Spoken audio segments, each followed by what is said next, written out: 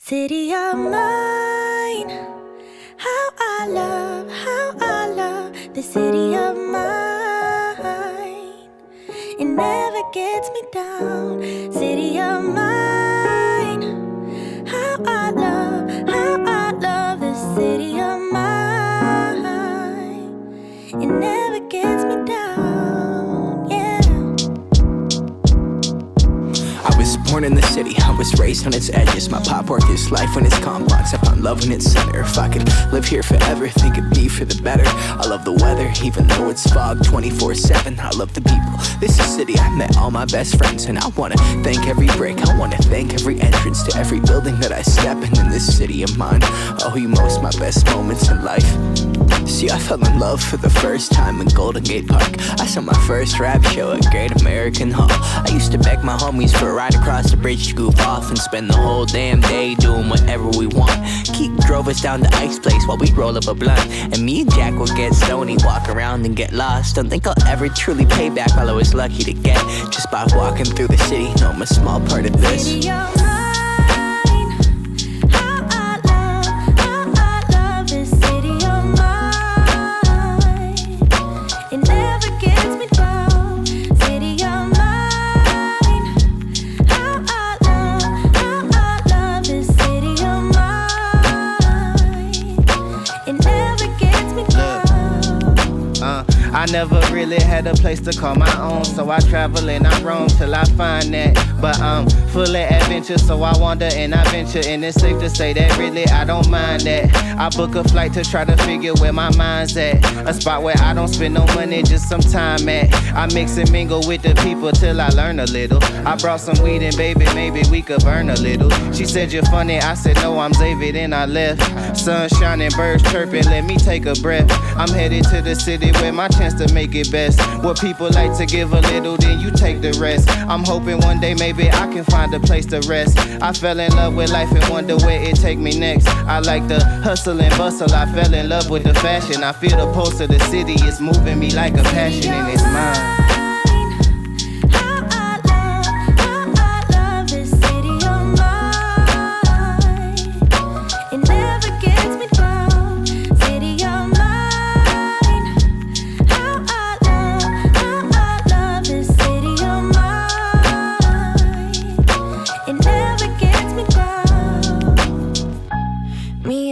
Hometown, baby, we go way back. All the situations, circumstances, still we don't mind. Steady going on, I dance around the street lights.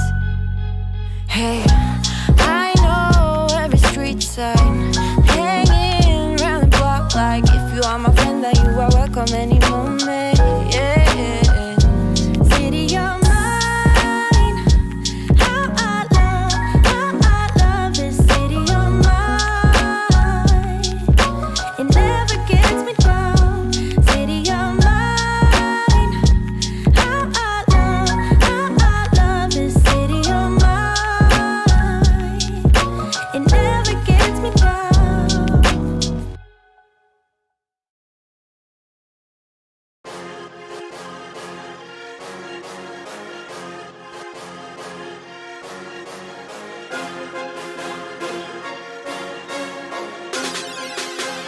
The Dow is over 50,000 right now. We won with poorly educated. I love the poorly educated. I love the poorly educated. I love the poorly educated.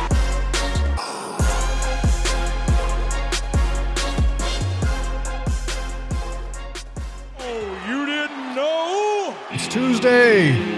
Your ass better call somebody.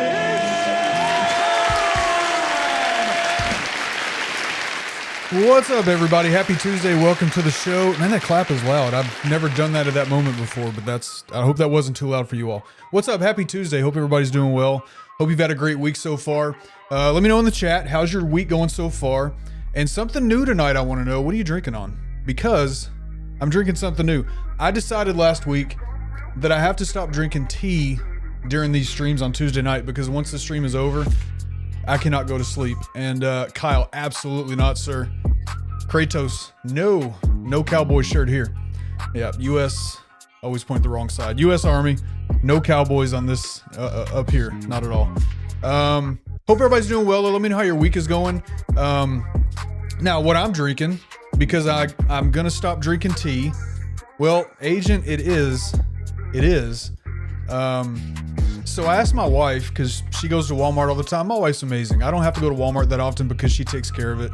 I go with her sometimes, but anyway, she was going to Walmart a couple of days ago, and I was like, hey, will you pick me up some kind of just a herbal, non-caffeinated tea, grab something, whatever you think that I would like. And she found this peach herbal tea, so no caffeine, so I'll be able to go to sleep after this. So I'm still technically doing tea, just no caffeine, so I won't be awake until 2 o'clock in the morning, not able to go to sleep. So, all right, let's see. Kratos is drinking water. There you go. Make sure you get your water in always. Get the water in. I've been bad on that today.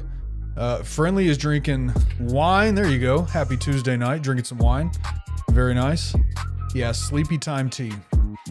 Sleepy time tea. Is that what you're drinking right now? Banana water. I've never had banana water. Never heard of such a thing, man. Good to see you, Carl. I've never heard of that though. Yeah, Kratos, it's pretty good. I really like it. So babe, good job. You picked out a really good one. I like this. I have to drink my tea, like it's kind of my thing, right? But the caffeine on Tuesday nights, I just can't do it anymore because I'm up every Tuesday night. I'm up till like 1 or 2 in the morning. I can't go to sleep. I've got the same question. All right, so caffeine-free Diet Coke. There you go, caffeine-free. Good stuff. Good stuff. All right, quick reminder. This stream is sponsored by the Bearded Coast Grooming Company. And of course, tonight and every night, every day, all the time, Ken15 saves you 15% at beardedcoast.com. So if you have a beard, know somebody with a beard, love somebody with a beard, some great products. This is what I use. Scott's a good dude, as you know. He'll be in here, I'm sure, at some point. Stands on principle and values, and that's why I rock with Scott so hard. So Ken15 does save you 15%, and that's all the sales that I will do during the show, because that's not what the show is necessarily all about. Also, real quick, so we do have the merch store, free shipping over $75, shop.kensconsin.com. And of course, we are live every Tuesday at 9 p.m. Eastern, so if you're subscribed to the channel, make sure you hit the notification bell so that will notify you when I do go live. And then also, some of you may not have noticed, but I've started doing something different this week. I've started actually uploading videos, which I have not uploaded a YouTube video to a YouTube channel in, I don't know, 2 years? 3 years maybe? I think 2024 I did when I was still doing the beard stuff. But early on, so almost 3 years, but I'm starting, Agent, I'm gonna get you on that. I'm writing that down right now. Let me write that down because now I have it written down and I will work on that. Sorry, I forget. What was I saying? I started uploading YouTube videos. So I've got 2 videos that I uploaded the last couple of days. If you hit that notification bell on the channel, you'll know when videos do come out. If you let them play in the background or whatever, but if you ring the bell, you'll know. Hit a thumbs up on the videos. Speaking of which, if you haven't hit a thumbs up on this video yet, please do. And if you're in the chat hanging out and you're not subscribed to the channel, please consider hitting that subscribe button. All the chats, all the thumbs up, the subscribes, of course, tell YouTube like, hey, we like what's going on here. So all that stuff helps, and I appreciate you all so much. Jugger Monk, what's up, man? Good to see you, brother. Good to see you. All right, so tonight we have Stephanie Steiner. I'm going to let her introduce herself, but she's running for the Iowa House. And we're going to talk about something tonight that I'm interested in talking about, because until she brought this up as something she wanted to talk about, I've heard people talk about like PFAS and forever chemicals, but it's, for whatever reason, it's something that I've just never paid much attention to or even like researched. And you all know how much I love to read and research things. I've never really researched this. After the show last week, because I brought up that Stephanie was going to be here. Dean, you still here? Let me see if I can find one of Dean's comments. Dean and I were chatting last Tuesday night. Here we are. Dean and I were chatting last Tuesday night because he sent me a message because he knows all about this also. It's something he's interested in. Minnesota, I guess, has the problem also. And so I got curious and I looked up Wisconsin, and I found the Wisconsin DNR page that lists all of the water tests that, besides like PFAS and these forever chemicals, You can find tests for like arsenic and all kinds of stuff. But I drilled down to the specific wells that serve where I live, and these things pop up here also. I've never, ever thought about this. And after what I found, I need to. And yeah, Dean says I'm here. After what I found out, I need to. And yeah, so I'm excited to learn about it tonight because I read a little bit, but Stephanie knows so much about it. So I'm excited to talk to her about that. Of course, we're going to talk to her about her campaign, her transition from running for Congress to running for Iowa State House. We'll let her talk all about that. But hey, in the meantime, drink your wine, drink your water, your Diet Coke, your Diet Dr. Pepper. Sit back, have a good time. If you haven't done it yet, please consider sharing this to your favorite social media platform. Just let people know that we're live. Percy and Shaq, thank you all so much for sharing today. I appreciate y'all so much when you share. Really, really do. All right, so here we go. Let's bring Stephanie in so we can get to the show here.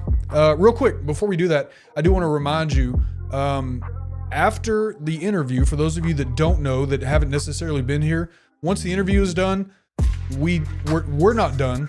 I've got a rant, and tonight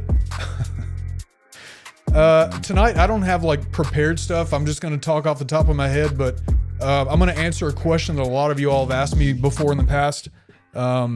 And it'll be a shorter rant, but we're going to rant anyway. So stick around for that. Anyway, let's meet Stephanie.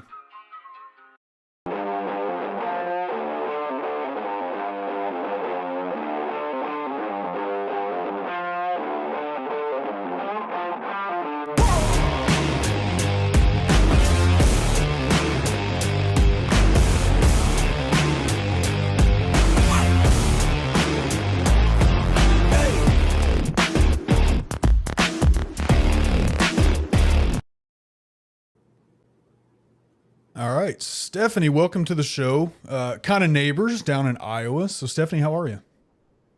I'm doing good. Thank you, Ken. So good to meet you. And I am so interested to get to this forever chemicals conversation. We're going to get to that for sure. You're the first person that's ever brought something like that up. So this is going to be a new, every week we talk about like, healthcare and APAC and all the normal stuff that we like to talk about, but nobody's ever brought up these forever chemicals. And you gave me something new to research, so I appreciate that. Not a problem. Yeah, for sure. Before we get to that, if you don't mind, if you want to introduce yourself to the audience, whatever you want to talk about, just let people know who you are. Sure. My name is Stephanie Steiner, of course, candidate running for Iowa House District 5. I'm a married mother of 7, a retired women's health nurse, and I currently raise goats on a little 10 acres that my husband and I and my 3 youngest children live on about 5 miles outside of our closest town. I got into running for office because I am tired of bought and paid for politicians that promise us the world over and over and over, but they don't deliver. And they don't really understand what it means to actually live the life of an everyday person. So I figured, you know what, if we want better, we want to do better, then we have to have people that are willing to stand up and do that. So that's kind of how I jumped into being a politician at 43 years old. I guess, though I tell people I'm not a politician and I never will be. I'm a public servant. Politicians are what's wrong with our government. Absolutely agree. Before we get to too many more political topics, so first of all, I got to tell you the goats thing. I don't remember if I talked to my wife about this, but she loves goats. We've been to Greece before, and there's goats. There's goats on the beach, right? Yeah. And she loves talking to goats. She loves goats. So she's probably going to want to come down to Iowa now and meet you in person. She probably wants to go out to my pasture and play with all the babies that are out there right now. So guarantee they're always the fun thing.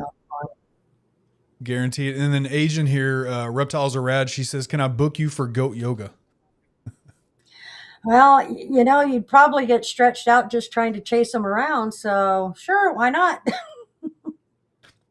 There you go. That's awesome. So So there is a lot of cool things about you that we're going to learn tonight. But before we get to the politics stuff, we got some random facts. So let's get to those first. I'ma talk back in the who that, we that, who that, we that, who that, take a picture, baby, let me step back. Who that, we that, who that, we that, who that, take a picture, baby, let me step back. And I told you she says, yes, I do. She's interested. All right. All right. So here we go. So the 3 random facts that you sent me. So the first one is talking about goats. Now, is this bear? Is that how you say that word? They're called Boer goats. So they're a meat goat. They're, I think what most people think of when they think of a goat, they're the big white goats with the brown head. Though I have a few of them that are really pretty colored dapples. So kind of brown and white spots, or gray with some brown spots. They can get upwards of about 350 pounds sometimes. So they can be quite large animals. Though I do have a couple of feiners. So they're the ones you can scare them and they'll fall over and twitch a little bit, which makes them a little easier to catch. What's the science behind that? Because I know what you're talking about, feigning goats, but it's a normal thing, obviously. But what's the science behind that for them? Well, so what happened, I think it was in Tennessee. Funny thing about why they're bred, why they were originally bred, that joke that goes, you don't have to, run faster than the line. You just got to run faster than the guy behind you. So that's how feiners came into existence. It was a random mutation. And what would happen, there's much smaller animals. So they would put them in with herds of higher quality goats so that when coyotes would chase the herds, it would catch the feiners. Now, why does it happen? So basically, it's the calcium in the cells that make the muscles contract. When the goats get excited or scared, the amount of calcium in their cells dramatically increases, causing absolute contraction, so they can't move and they fall over. So, but people do breed them now as meat goats because they're very lean. And of course, if you're muscle, just think, if you were lifting weights nonstop, how, you'd have very little fat and pretty much all muscle. Feiner goats, they're meat goats for that reason. They have some of the leanest and best meat on them. So I'm told I don't eat goat meat, but yeah. Gotcha. So it sounds like they don't actually, like, I'm guessing they don't lose consciousness, right? They just kind of lock up. Yep, they lock up. So sometimes one of mine doesn't all the way faint. He will start hopping because he can't bend his front or back legs when he gets overexcited. It makes him easier to catch. He won't fall all the way over. Usually when we get the babies, they're the best because they're new in the world. And the first time they see anything other than their mother, they will just fall over and you will think they're dead. They literally just don't move. They just lay there. But no, they don't lose consciousness and it's not harmful to them. So. I agree. This is so interesting. I love learning new stuff, no matter what it is. Something else I've never thought to look up. One of my, I don't know if it's a guilty pleasure, but one of my favorite things to do is look up videos of goats screaming. They're just so funny to me. So anyway. All right. Yeah, all of mine, I can stand on my porch and in the mornings I can tell who's yelling because they scream different. I can tell all of the goats by who's out there and which ones are at the fence and how far away they are just by what they sound like when they're screaming. It's interesting. Kind of like your kids, like what they sound like. Yeah, exactly. That's awesome. All right, the next one, before we talk about this, I'm going to...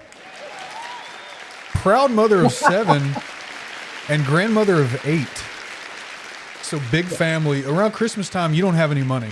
You just don't. No, especially not right now. I'm like broke 6 months before Christmas even gets here right now. But yes, I have 7 biological children, and I have 5 other children, 2 that I've raised since they were 4 and 5, and 3 of them that are my stepkids now from my husband. My I have only one of my biological children that's had children yet. She's got 2, so I have a 6-year-old and 7-year-old, 6-year-old granddaughter, 7-year-old grandson, and then my 2 oldest ones, the ones that I've raised since they were 4 and 5. Brianna, she has a son and a daughter. They are 9 and 13. And then Blaine has the other 3, and they are 9, 11, and 12. I don't think that one turns 13 until November. So, yeah, big family. I would have to write all that down, or actually my wife does. My wife tells me when it's somebody's birthday. Not my kids. I know my kids' birthday, but like extended family, I have Yeah. no idea. So she just tells me. That's awesome. Well, congrats to you. That's a big family. I'm sure a lot of love around and laughs and fun and, probably some Yeah, drama sometimes too, because all families. Oh, yeah. You know it. All right. And then number 3, so I like this one because of the whole thing. I didn't fit the whole thing on here, but I know you can tell the story. So high school dropout at 14, had your first child at 15. And then I worded it like this, just based off your paragraph, still became a registered nurse. So quite the journey there, a little success story. So if you want to tell us about that. Yeah, so kind of starts, I would say, here in Iowa. When I was 14, I was pregnant. I dropped out of high school, of course, as a freshman. Had my first child 3 months and 1 day after my 15th birthday, so very young. And I chose to raise my family here in Iowa. My dad, how he ended up here is he actually built hog confinement units. We had spent the prior 4.5 years traveling all over the United States, kind of like being an Army brat, I think a little bit worse. There was, a 6-month period. We moved to Georgia. We moved 6 times, and I went to 6 different schools in 6 months. And so that was rough, to, put it nicely. But having been all around the United States, when we got to Northwest Iowa, I had my baby, and unfortunately, there was a young farming couple over in Cherokee County where I was living, and they were in their mid-30s. They just had their first child, and their baby was days old, and it was during harvest, and he had a heart attack and died. And being pregnant myself at that time, I just imagined myself like, oh, how awful that must be. But being everywhere in the US, the thing that was different here is I watched entire counties, entire communities wrap that family. Within days, farmers from 4 different counties brought in all of their equipment, brought the harvest in, took it to town. The women showed up with casseroles and the support. And I guess that's where that saying Iowa nice comes from, because that sense of community was something I had not seen anywhere else in the US at that point. And it's what made me decide that I wanted to stay in Iowa, raise my kids in Iowa, and I essentially adopted Iowa as my home state. I was originally born in North Alabama, and night and day difference. So, yeah, that's how I ended up in Iowa. And mom, at a young age, I went on when I was pregnant with my second child at 17 and got my GED. And after my 4th child was born, had a couple of years, working in a hog farm, actually one of the same hog farms that I helped my dad build. At that time, it was the largest farrowing unit in Northwest Iowa. And, you know, treading water is the best way to say it. Two adults in the house, you've got 4 kids, and you're both working full-time jobs, and you're struggling to get by. Now, you got to, realize this was in 2003. But life, still hard. 2 people at that point, you had to work, or you weren't going to make it with 4 kids. Right. But I knew I wanted more. I knew I didn't want that for my kids and for my life. And I made a really difficult choice, and I quit work. I enrolled in college, plunged overnight my family into poverty. We had to rely on things like food stamps and LIHEAP, federal, Pell Grants and student loans. We had to have those things for me to get a college education that would provide me with a career path, so that my children didn't have to be raised in poverty or barely keeping their head above water.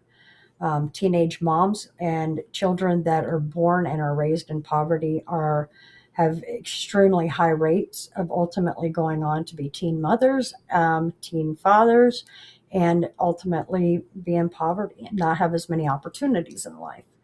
And I didn't want that.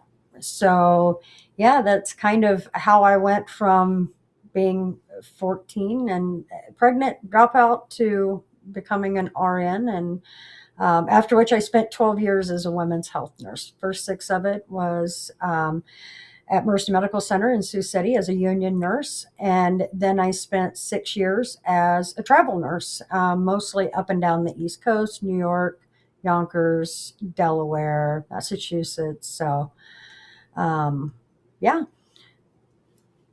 Nice. Well, we have similar, sort of similar backgrounds, right? So when I was a kid, I grew up in the South, and then obviously I'm in Wisconsin now. I'm a transplant here. My wife and I met in the Army in Germany. She's from here, so that's how we ended up here after I retired. But I could not imagine being anywhere other than the Midwest. Couldn't Right. imagine going back down south. Like, no desire. No, Um, none. There's rampant racism, and a lot of hate that's going on in our nation right now. I see things occurring here in Iowa that just honestly break my heart. I think there's like almost permission that's been given to people to have the worst of them put on full display and say, hey, this is okay. Some of those things, and you'll probably relate, that the reasons we don't want to be back in the South, the way people are treated and talked about, just the way life is. It's one of my concerns, even being here in Iowa, because it's like there's permission. It's okay now to racially profile. It's okay for law enforcement or paramilitary enforcement to, target you because you're not white, or because your last name's Quinones, and you're not white, which for me is a big concern because my son-in-law's last name is Quinones and my 2 youngest grandchildren are biracial. And I now have to worry, somebody pulls him over and it's the wrong person. And these are things that people here in the US, our nation, especially right here in the Midwest, this type of behavior is just never okay. It's funny. I've never told this story like publicly. There's probably a few people in here that I've talked to it about like in chats or whatever. But so my daughter, I'm not gonna say his last name, but her boyfriend is of Mexican descent. Right. Dad is from Mexico. His parents are from Mexico. Mm-hmm. Dad was born here, but he's 100% Right. Mexican, right? Yep. Mom is Polish, but he looks like Dad, right? So anyway, so my daughter and her boyfriend several months ago at this point, but they were going to make the drive to Milwaukee, and I knew that ICE was there. I was like, listen, if you all think you're being followed or whatever, call me and I will drive there. I don't care. Because Yeah. they would just look at him, and he's full on American citizen. He was a senior in high school at the time, 100% American citizen, but that doesn't matter anymore because he doesn't necessarily look like it to those people, you know? Yeah. My son-in-law, he asked me, he calls me mom. He said, well, what do I do, mom? I said, I hate to tell you this, but just comply. Just comply. No matter what it is, just comply.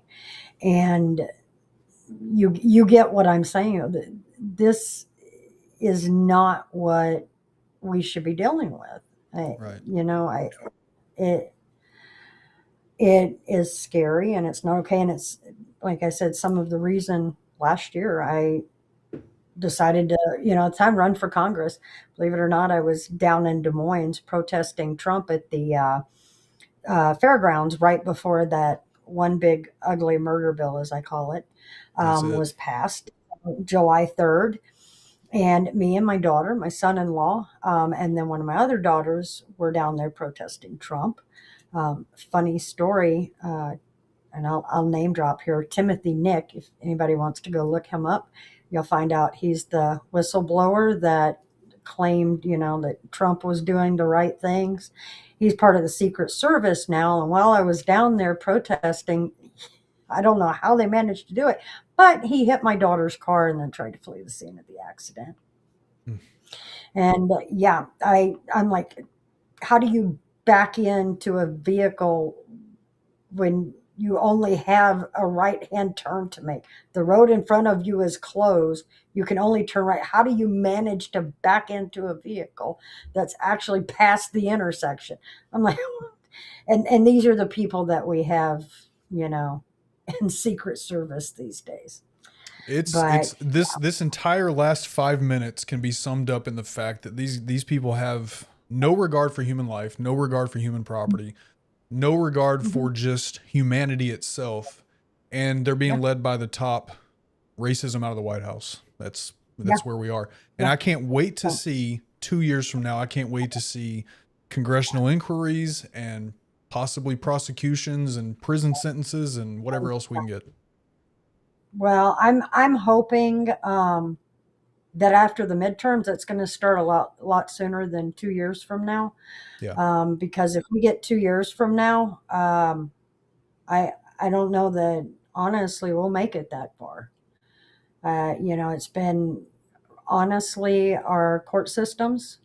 Thank you to a lot of the federal judges out there, a lot of district court judges that have been able to provide some pushback to the worst parts of things. But we've got a Supreme Court that left and right just lets this administration do whatever they want, no matter how illegal or unconstitutional it very obviously is. I mean, he knocked down the east wing of the White House. That's the people's house. We paid for that. It doesn't belong to them. I liken it to this. If I went and rented a house, and while I was renting it, I went and got a bulldozered half of it over, dug up, half the yard, broke a few pipes, and then said, well, I'm living here right now. It's okay. That's what this is likened to. And in that situation, that homeowner would sue the heck out of me. Yep. Yet the Supreme Court's like, no, it's okay. He can do it. We're not going to, rule on the merits of the case. So we're going to remove the restraining order and let him just keep doing whatever he wants at the expense of hundreds and hundreds of millions of taxpayer dollars. That, I don't want him doing what he's doing with my money. I don't want him in this illegal war. I don't want him driving up my costs and sanctioning allies and inviting some of the worst dictators in the world onto American soil. I don't want any of these things. Unfortunately, right now, what we have ahead of us is the midterms, and we need people to show up in force.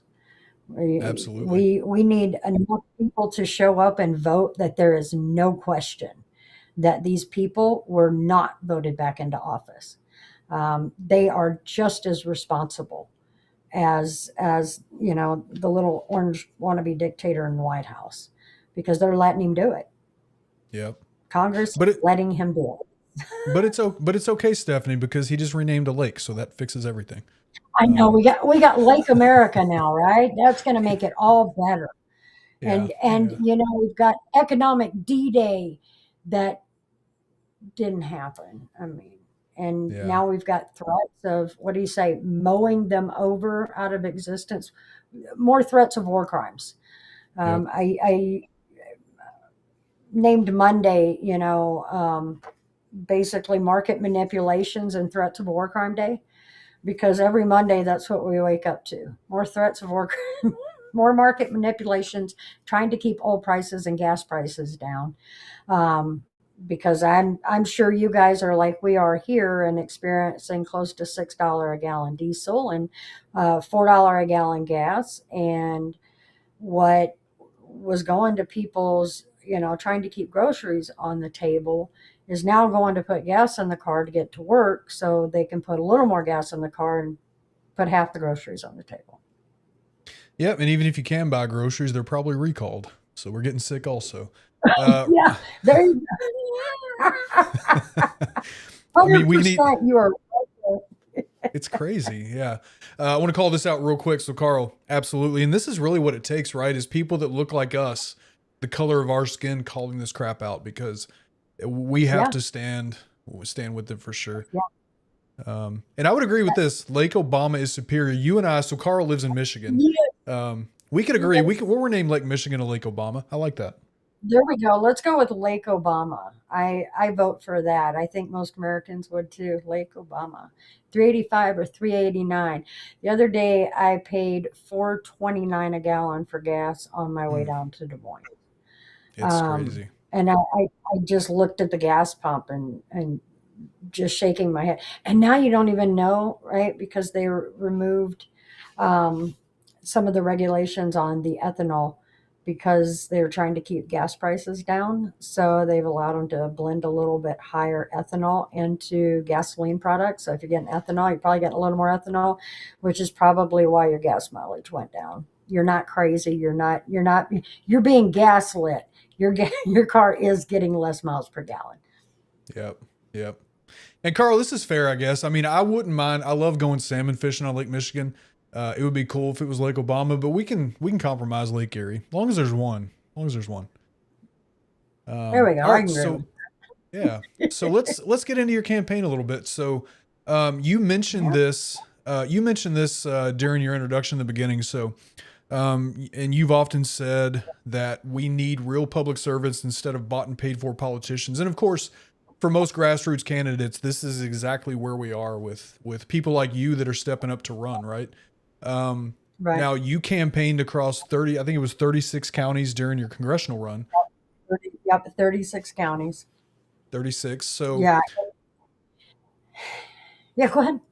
Oh, I didn't know if you were going to say something. So now running for Iowa House, what does that mean to you when you say an unbought public servant? What's that mean to you? We need people that are going to remain accountable to the people, not to special interest groups, not to big donors, not to the lobbyists, because that's what we're seeing here in Iowa and across many of the states in our nation. There's so many secret backroom deals being made. I can give you a best example I can going on right now. So data centers, a lot of people, we know about those. Most people don't like them, and we shouldn't, because we don't have enough information. And best case scenario, it's going to basically cost millions of Americans their job. Now, with that being said, here in Iowa, we are a state that's been targeted for data centers, and mostly because our state legislature, many of the people that are there are willing to bankroll corporations. If you need it, they'll do it, so long as you help them stay in power, run their campaigns, and pad their bank accounts. Over by Sioux City, so over in Woodbury County, all of a sudden, Mid-American Energy, went out, and it was a 956 acre um, parcel of crop ground that got annexed into the town of Salix. Um, and Mid-American Energy would only basically say, oh, yeah, by the way, this is for a data center. Well, who owns it? Well, we can't tell you that. What do you mean you can't tell us this? I'll give you one even worse. So Meta, over in, let's see, Lynn County, Meadow went to put a huge, I think it was a 600 acre data center over there. And Lynn County, because we've got water quality issues, Lynn County said, listen, these things that require a lot of water, we are going to need a water survey to see if we can even hold, have this here, because if you need the water and we don't have enough water for the people that live here, you can't do it. And as soon as they did that, Meta turned around and went to the city council in Palo, which is a town inside of Lynn County. And essentially, the city council of Palo agreed to annex the land into Palo and then gave Meta permission to build the data center with no regulations whatsoever. And this was even though, so most of our city councils here, when they hold a meeting, they'll have the agenda and they have to give the public 3 minutes per person to speak. And most city council meetings, hour and a half, took 6.5 hours to get through that city council meeting. And you can imagine huge amounts of opposition. Board of Supervisors over Lynn County were like, don't do this. Environmental groups telling them, don't do this. They heard all of these people say, don't do it. We don't want it here. And then every one of the city council members, including the mayor, stood up and voted unanimously to annex the land and let Meta put the data center there. So when I say, we have so many bought and paid for politicians, it starts at the local level and it goes all the way up to the White House. And this is one of those examples. People are addicted to power and money. And so long as I get mine, even if it costs you yours, that's a risk I'm willing to take. If you're going to die so I can have some money, well, I guess, that's probably going to happen. Right. This isn't what our government's supposed to be. We have a government of the people, for the people, and by the people. That means exactly what that means. I mean, I don't think there's any misunderstanding of what that means, except for those that are currently in power don't care what the people want. They don't care honestly, they don't care how the decisions affect the people. Right. And if you look at the federal administration, and you can even come and look right here in Iowa at the pieces of legislation that have been passed, they honestly don't care if you die. They don't care if you starve. They don't care if you have a home. Because if they cared about those things, if they really cared about those things, they would have protected them. Yep. But they're not. We have people in Southeast Iowa that are having heart attacks and are having to be transported 4 hours to the closest cath lab at the University of Iowa because their hospitals have closed. We've got women that they go into labor. They have to travel hours in labor. And you better hope you don't have a complication, because all these hospitals, a lot of our hospitals, they're no longer offering obstetric services. Right here in Northwest Iowa, we are in an OBGYN desert. Where I live, I have to travel over an hour to find an OBGYN. An hour. That's wild. And this costs people lives. And this is what I mean when I say bought and paid for politicians. That is exactly it. They are bought and paid for by corporations, by big donors, by lobbyists and special interest groups. And the money that money talks, and the rest of us, the hell with us. If we die, if we don't have a home, if they don't care, they don't care. And but here's the good news: we, the people, have the power to fix that. Yes. Right? Yep. We can control. We have to stop electing these people. Well, and this is the point that I like to make a lot of times in videos when some of the short videos I make is that the stuff that we talk about, right? You're talking about Iowa and having to travel so far because, clinics have closed or these services don't exist. These same issues exist. You're in a conservative district in a conservative area. These issues exist where those heavily red conservatives vote, and they see these issues and they still vote for the same people that caused them. Yeah. And I'm like, why and how have we gotten here? And, on some part of it, I understand. Things are bad, and things have been bad for a while economically. But again, the root of that problem goes back to the bought and paid for politicians part. If they were doing their jobs and doing good governance, we would have had good policy. These are all policy choices, right? Right. We got to where we're at because elected representatives made policy choices. They chose what they were going to pass. They chose what how things were going to be regulated, what was the budgets, what money was going to be spent on what items. Their policy choices. But here in our very conservative district with a lot of our farmers who tend to vote, Republican, I can tell you that when they lost the soybean market last year, and I'm talking our family farmers, I'm not talking about agribusinesses and these monopolized corporate farms, which is what huge amounts of are, and they do have a lot of power and a lot of money. And they are the ones that have bought and paid for the politicians that have created policies. But then you have these other conservative family farmers that, they're looking to diversify their crops. They want better options. They need access to resources and stable farm bills, and they haven't been getting it. And they vote hoping that these people will deliver on their promises. Unfortunately, pulling EPA regulations and offering more subsidy monies that go to agribusinesses doesn't help family farmers. Iowa is now experiencing, the highest number of farm bankruptcies since the 80s. Yep. And the number of, unfortunately, farmers that are committing suicide is skyrocketing.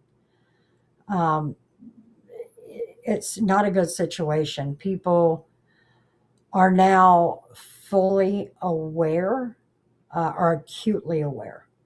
When these farmers are now looking at almost $6 a gallon diesel, when they are looking at loss of their markets, when you got to look at the other end of that supply chain.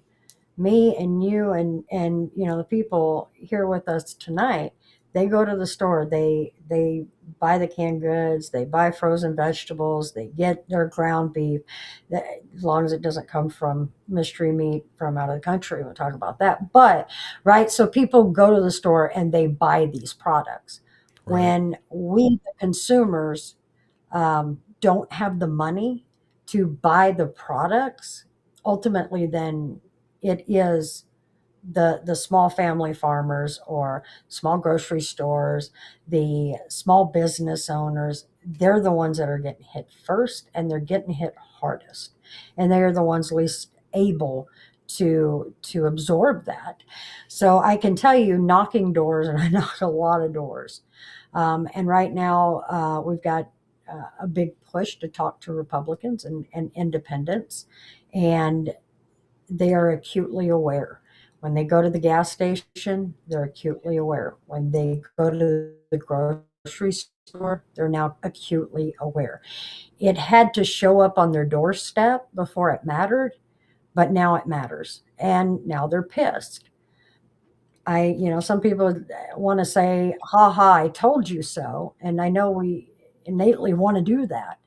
For me though, I'm more concerned about, they're saying, do you want to be right or do you want to be happy?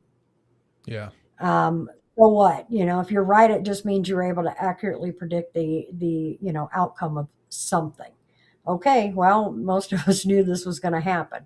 Doesn't change the fact it's happened. If we alienate people, we're going to drive them away, and we don't need to drive people away right now. They need to know they're not alone either. They need to know that you know that we're not going to punish them per se for the bad acts of the people that kind of drug them into this cult-like thinking. Thanks to Fox News. Cough. Yeah, right. Newsmax. Yeah. Yeah, and you saying that, I do agree with you, but it's something I struggle with. And to be honest, right, you and I are talking two different groups of people, right? You're talking to your community running for office. You're talking to people that you know in your area. I'm talking to people on social media, which is like the collective of the worst people, right? But that idea is something that I struggle with because I see so many people on social media that won't even research something outside of Fox News or Newsmax. And all I want to say to them is, you are so stupid. Go research something. But I do agree with you that we have to get to a point at some point where we are trying to figure out how to, bring it all back together. So Undo it. yeah. Here's the thing. I can't remember which one it is. There's a little bit of a documentary out. I think it's called Leaving MAGA.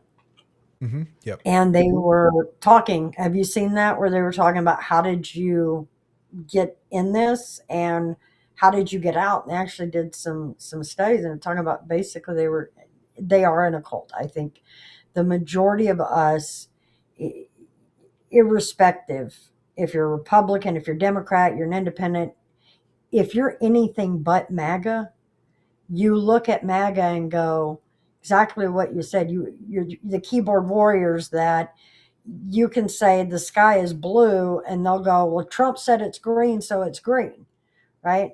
Well, that's because they're in a cult and what you say doesn't matter. They're not going to research it. And where do we draw the line of how much energy do we want to give that person or how much time do we want to give that person? That's a difficult one, but they're not MAGA or they've left MAGA. I believe it or not, I've got quite a few 3-time Trump voters, ex MAGA, that during my congressional campaign, kind of I was able to break through with them, and it wasn't easy. Hours and days, but back and forth, conversations, breaking through the conspiracy theories, explaining, public health issues, right? Bringing them little tidbits of information that, kind of chinked away at that little bit of armor. And, one of my most recent ones, I was on the phone with him. And it was about 4 days in talking to him for 3 or 4 hours a day for 3 or 4 days. And, I got to the point where it was just this audible gasp. And he says, oh my God, what have I done?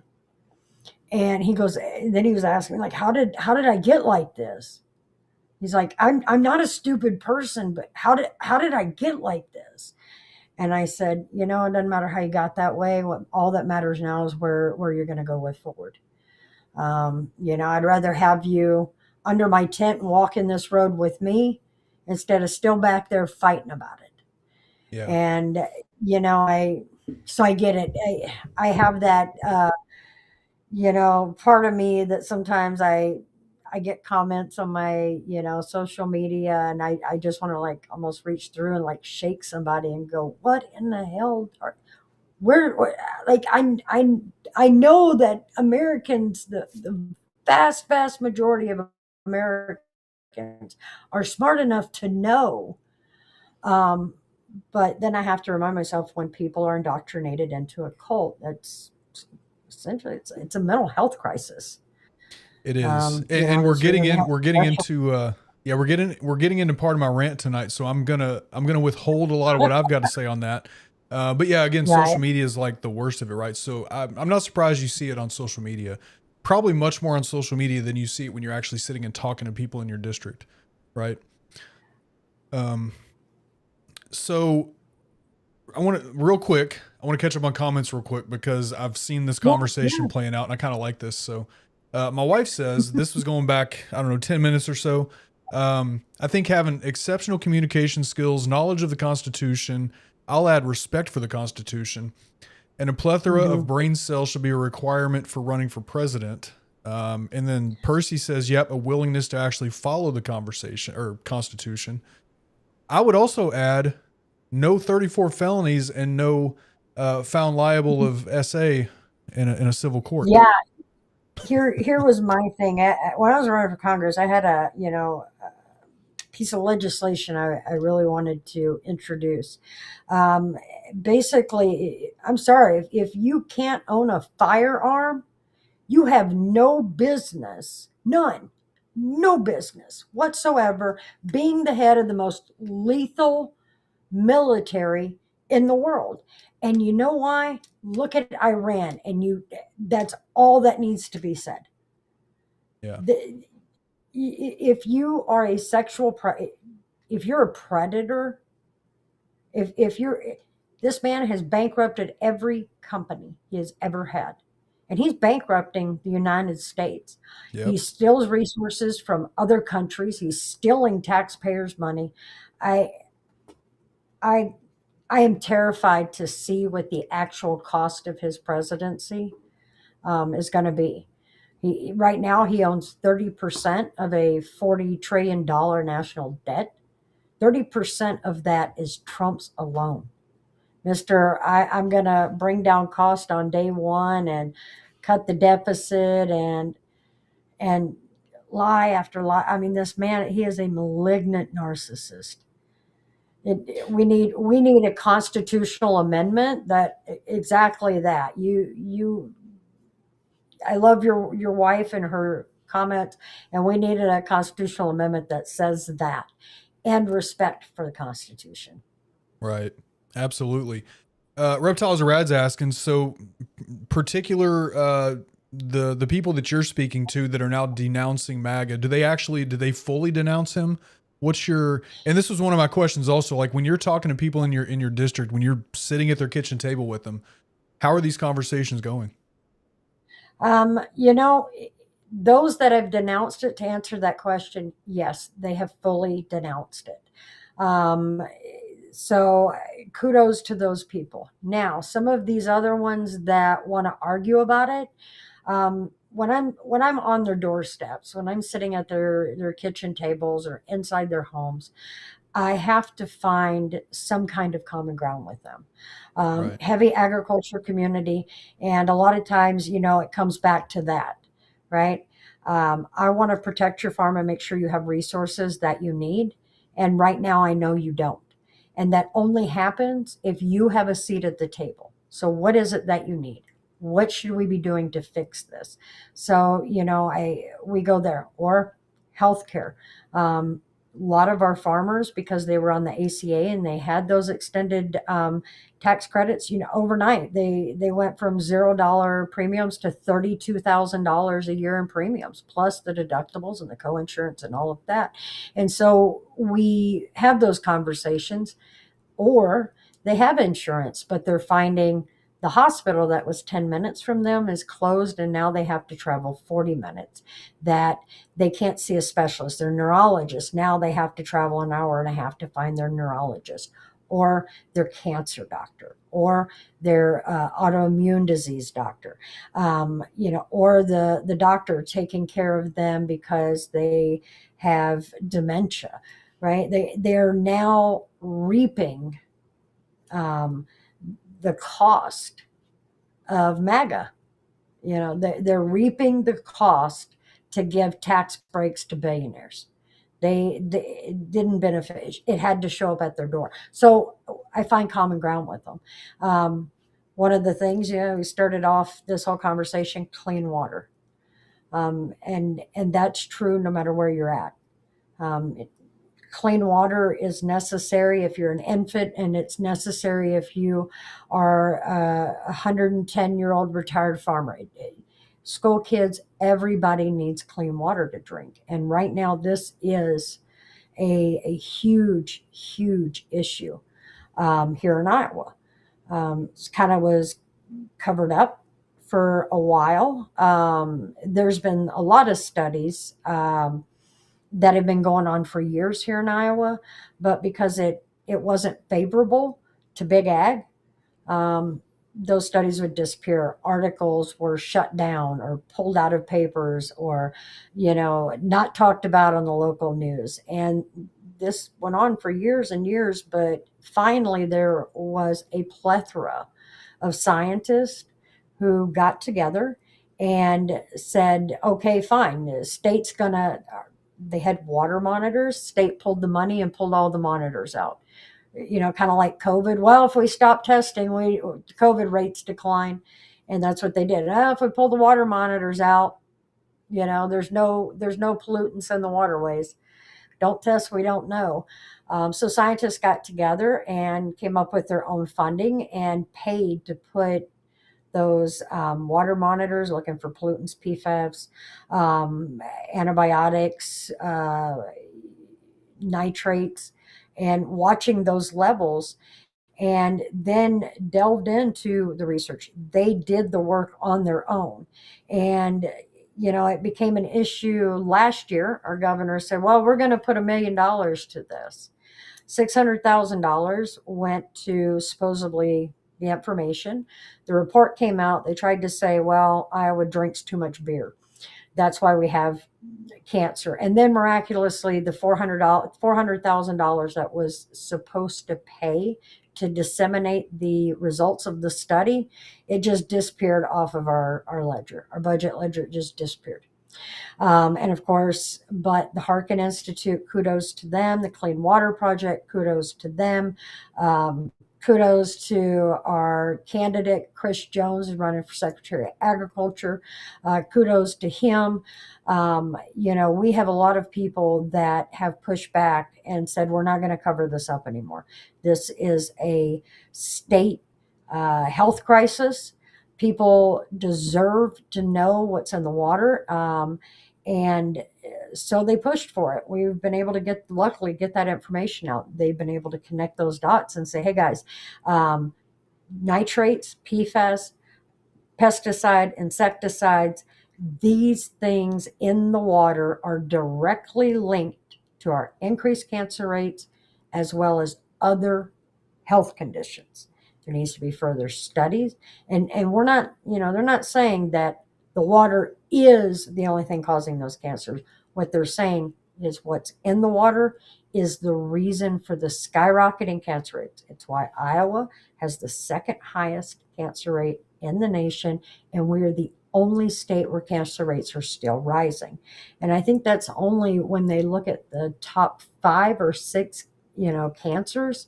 There's a lot of cancers that occur here in Iowa, and because they're not the top ones that are tracked, those ones weren't looked at. So it's very well possible that there's other cancers and other health conditions that can be traced back to these pollutants. Big part of why that is we have a monoculture corn. So basically we grow a lot of corn. Right. We grow a lot of corn and Iowa doesn't feed people. We feed animals and we feed ethanol plants. That's what all this corn goes to. It takes a lot of nitrate, anhydrous ammonia, direct nitrate fertilizers, and then lots and lots of animal manure. I think 110 metric tons of hog manure is produced in the state of Iowa every year.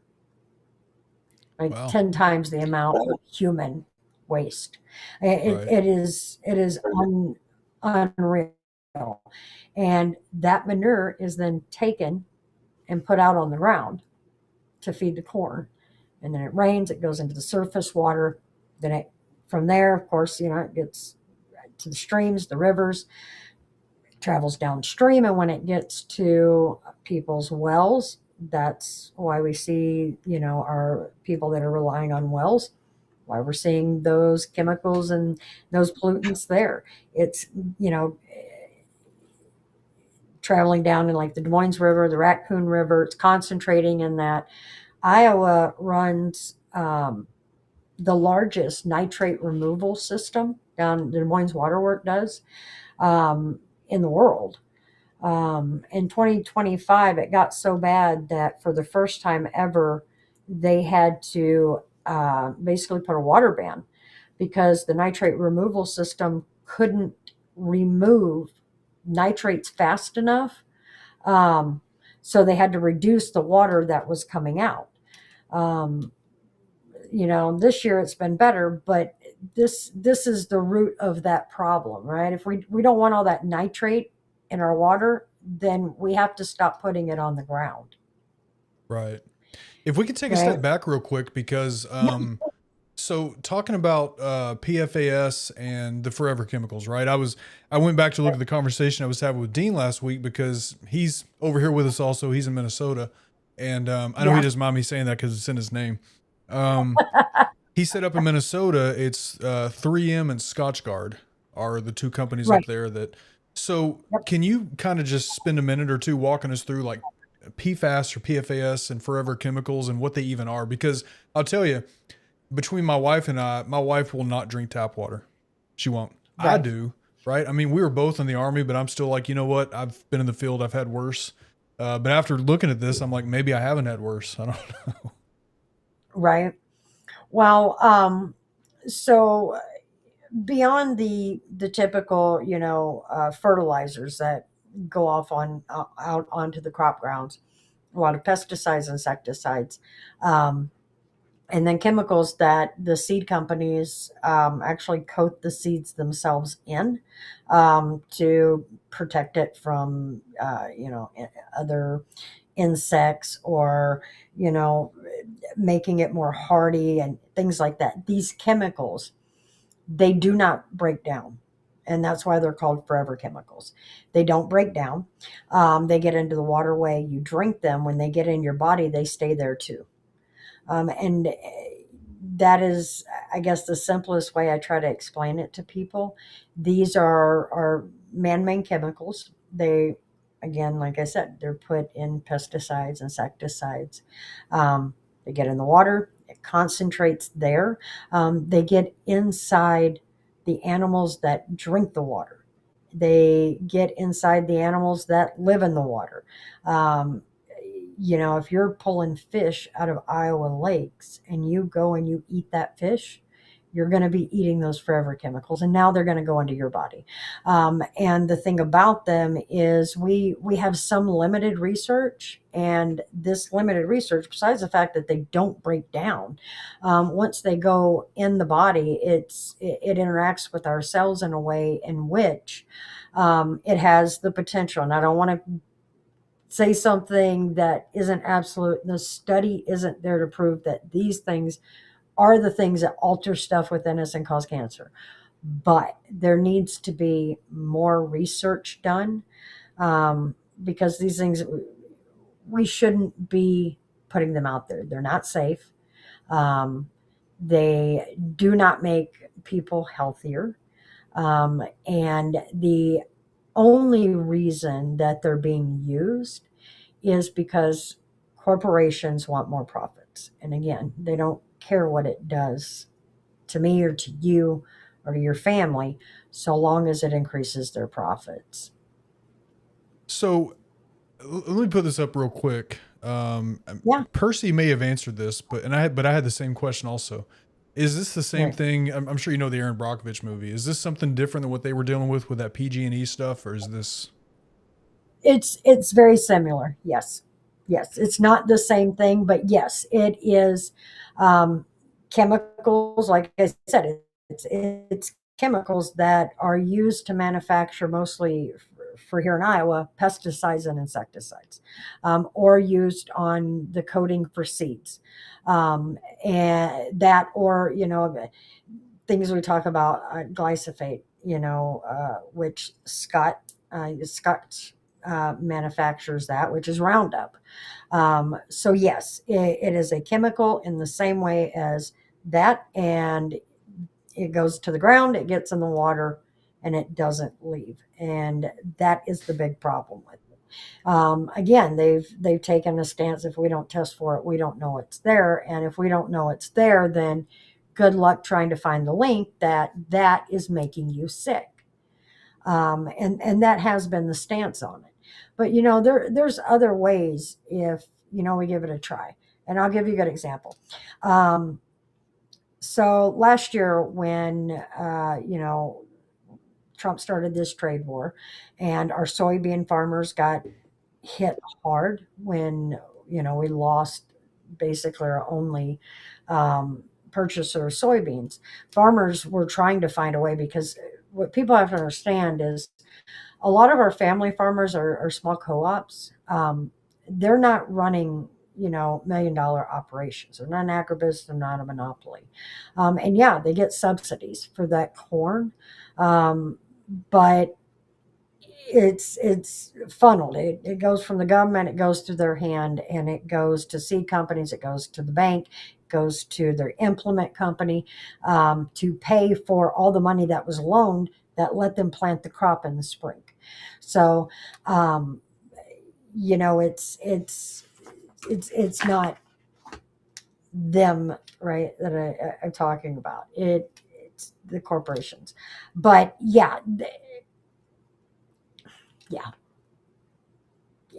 I kind of completely lost my train of thought there. No, that's okay. So I'll ask this, right? How do we fix this? And here's what I mean, right? I know in my area, because I started researching this last weekend or last Tuesday when Dean and I were talking, it's at least being tested for here. And I'll say, to be fair, there are plenty of tests that were completely, I guess, negative or fine or whatever. But there are also tests from time to time. I found a test from, I think it was 2 years ago, where they tested positive for this, right? So how do we fix this? What's you find these in a well, right? How do we fix it to where you either don't find them in a well, or it's cleaned and taken care of? Right. So the first thing that we have to do is have real regulation. We need to stop allowing the use of these forever chemicals to begin with. So right there, that's the best first thing that we can do. Find alternatives. That's where I was going with that conversation earlier. Gotcha. Soybean farm. We took the soybeans. So one of the other forever chemicals, there's a lot of them out there for a lot of different reasons. One of them is a chemical they use when putting out fires.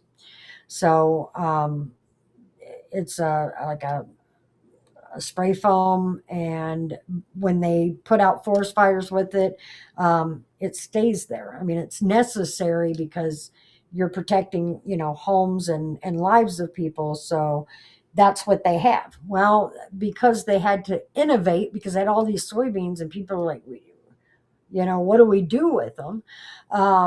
Somebody invented basically a fire foam made entirely from soybeans, which is completely biodegradable, that can be used in place of that other fire chemical that is full of forever, these forever chemicals. So the first thing we need is regulation. To the companies that are responsible for a lot of these chemicals, if the evidence is there, like in Aaron Brockovich, to show that they knew what they were doing was going to cause the problems, then I think they need to be responsible for starting the work to clean it up. The second biggest thing after I say regulation is using facts and science to determine what are the next courses of action. Not, a corporation deciding, well, we're not going to let you investigate it, and that way we can't be held. No, we need to get scientists. They need to get out here. They need to see what they can do to clean it up, because there's a part of that other thing. Forever chemicals, they're not just going to go away on their own. The environment can't just clean it up. So we need scientists, and we need researchers to go out and, are there even any standards for what is considered a safe? To answer your question, no, there's not. Zero. As far as what's out there, based on science, the only safe level of a PFAS is 0. And I did look this up when Dean and I were talking, and I think so. There's the safe level 0, right? But then there's the enforceable level on testing. And I think it's something like somewhere between 4 and 10 parts per trillion is what's enforceable. Very, very small. Yeah. Yep, that's what's enforceable. But again, you got to find it first. And since, most places don't have routine testing, it's only going to be found by accident, or if you are in one of those areas that they are doing testing. Yeah. And yes, I also agree that, they need to be transparent. It's, not us on, podcast, or, writing letters to the editor, or, an article, or, in a scientific journal that's only read by a small group of people.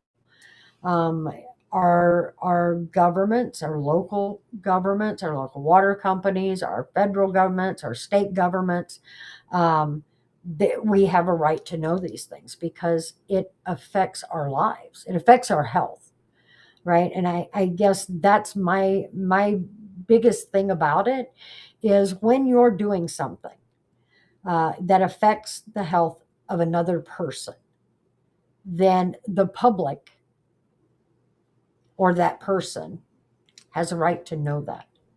They have you have corporations have a responsibility to make sure that whatever they're doing, that the public is told about it, they're informed about it, and they need to be informed in a way in which they are more likely to see it. If you're putting something out in an obscure water report that's buried under 10 layers of, internet clicks, people aren't going to find that. They're not going to know how to get that information unless, one, they go research it, or two, somebody directs them where it is. It is intentionally hidden. The opaqueness of our government is atrocious. We need transparency. The only, as they say, light, we need light on everything. Light tends to sterilize. So we need lights shown into the darkest recesses of our water companies, our chemical companies, our local governments, our state governments. We need to peel it all back and see all the little things that have been hidden for corporate profits. Because I have a feeling we have only found the tip of the iceberg. I will say, when I started researching this last Tuesday, when I looked at the Wisconsin DNR site, and one thing I'll say about Wisconsin is that their government sites, transparency is pretty good. Like, you can go to Wisconsin CCAP. It's very easy to find public records, legal records. It's easy to find that type of stuff. And I'll say the Wisconsin DNR site for this specifically was pretty easy to use. However, I did have to click a bunch of times and filter so much to get to what I was looking for. It's, if somebody would like good factual information that really gives you, and it's more than I have memorized, but the Harkin Institute, which is the institute that did all of that research that I told you about that talked about the PFAS and the nitrates and the different pollutions, different levels and what they found as far as their links to cancer and dementia and that kind of stuff. Now, granted, the research really was done mostly on the Raccoon River and the Des Moines River, and looking along the pathway from northwest Iowa, which is very rural and very agriculture, huge amounts of agriculture. But of course, it flows south and into the Des Moines Public Waterworks. And you can find all of that information in that report. And if you go to the Harkin Institute's website, and there's a link on there directly to the water quality report. I look for it. I could probably find it because I have it downloaded, but it has all of that. And they have one kind of condensed version that gives an overview. It's pretty easy to read through. And then they have the in-depth version of it. There you go. So if you're looking for good factual information, right there you go. Yep, I'll start digging through that and chat. Yeah, Harkin Institute right here if you want to take a screenshot or take a note. If you're interested in looking into this, I'm going to keep that tab open so I won't forget that. So real quick on screen, Kratos is asking, how do we get this better enforced? And before you answer that, Scott sort of took my mojo there, because I'm like Scott here. I'm guessing this has to be politically driven. So we're counting on people like you, you know, to get this better enforced. So what is your plan when you get to Des Moines to make sure this is better enforced? Well, I want to put policies in place. I know there's a big push for this. Like I said, this is a really big, hot issue in Iowa, and that's a good thing. Because we are primed to actually start doing something about it. One of those things, if you want to hear some really, really good points, look up Chris Jones, candidate for Secretary of Agriculture. He has a lot of information about how we start to fix these things. But essentially, number one, we build off of the Harkin Institute's research. Put the water monitors back in our rivers. We need to expand that testing. And by that, I mean we need to put more of the monitoring test in more of our rivers and streams. 1, 2, we need to expand what's being tested for. We need to make sure that we are budgeting for the scientist to be able to gather that information and have factually driven, scientific, evidence-based information that we can then take and make it into actionable targets. So we can say, all right, these are the chemicals, or these are, the crop grounds, and this is what we have, going on them. This is what we're seeing in the rivers or the streams. And this is how it's looking when it gets to these wells, because that's it too. It can't just be monitoring in the waterways. We need to make sure that we're monitoring our well sites, because ultimately anything we do needs to be to protect public health. So we need to make sure we're monitoring those. And then, here's the thing. Here in Iowa, one of the biggest problems is CAFOs. Okay, people aren't going to like that I said it, but I'm sorry, it needs to be said. These confined animal feeding operations put a lot of manure and a lot of forever chemicals. Why? Because the chemicals are used on the animals. The chemicals are in the antibiotics and a lot of the treatments. It goes into the animals, which of course then goes into the manure, which goes onto the crop ground. Another big thing, we need to start diversifying our crop.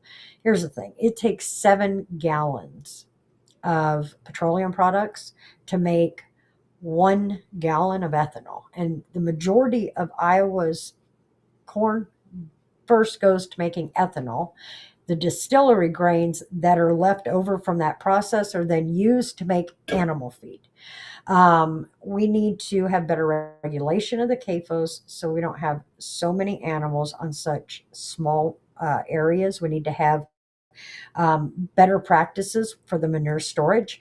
Again, goes back diversifying our crop. We need to get out of this mono corn culture. If we stop growing all of this corn, that in and of itself will reduce a lot of the nitrates.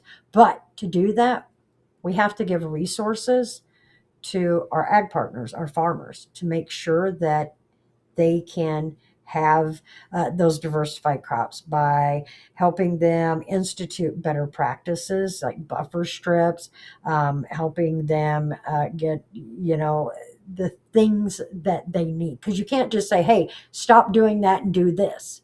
We need to Right. stop subsidizing corn.